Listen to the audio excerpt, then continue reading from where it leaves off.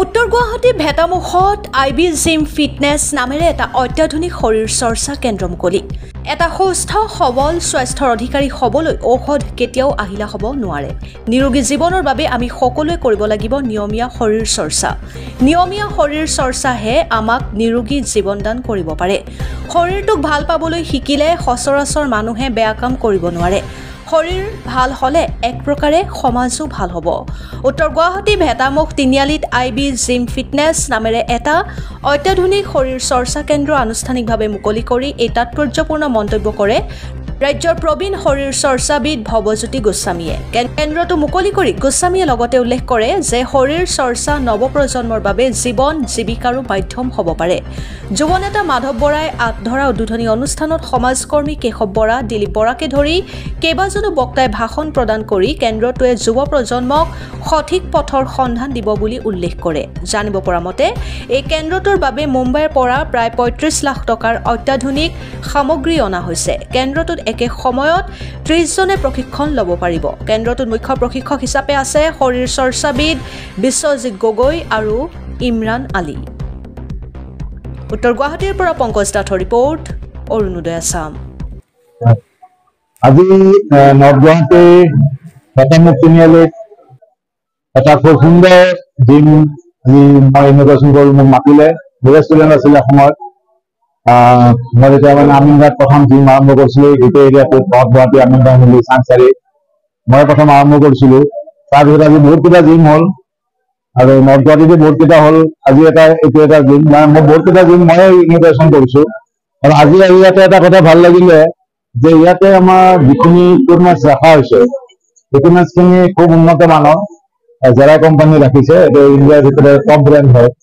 গতিকে আহি ভাল লাগিছে। আৰু প্ৰথম কথা মোৰ ভাল লাগিছে কি ইমান মানে যুৱক আহিছে ইয়াতে, মানে বহুত মই সোমাই ভাল লাগিছে। সোমাই গৈছো ইমান মানুহ হৈছে ন। গতিকে আজি যদি জিমটো ইনগ্ৰেশ্যনটো ইমানখিনি যুৱ শক্তি আহিছে, যুৱকসকল আহি যোগ হৈছে, মই আশা ৰাখিছো এই এৰিয়াটোত আৰু অধিক মানে আমাৰ যুৱক যুৱতীসকল আগবাঢ়ি আহিব।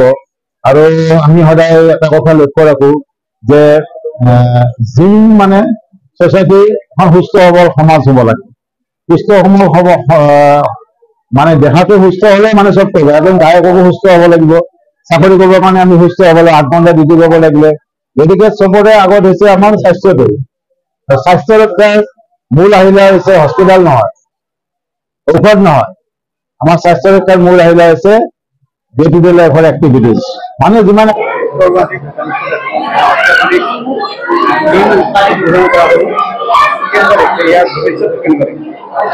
আজি আমাৰ ভেটামুখ জলা তথা শৰাইঘাট বা উত্তৰ গুৱাহাটী বুলিয়ে কৈছো, উত্তৰ গুৱাহাটীবাসীৰ কাৰণে আজি আমাৰ এটা সঁচাকৈ এটা শুভ দিন বুলি কৈছো মই, যে আমাৰ ইয়াৰে এটা যুৱক উদীয়মান যুৱক ৰাজা কালিয়ে ইয়াতে এটা জিম মানে আমাৰ যিসকল যুৱক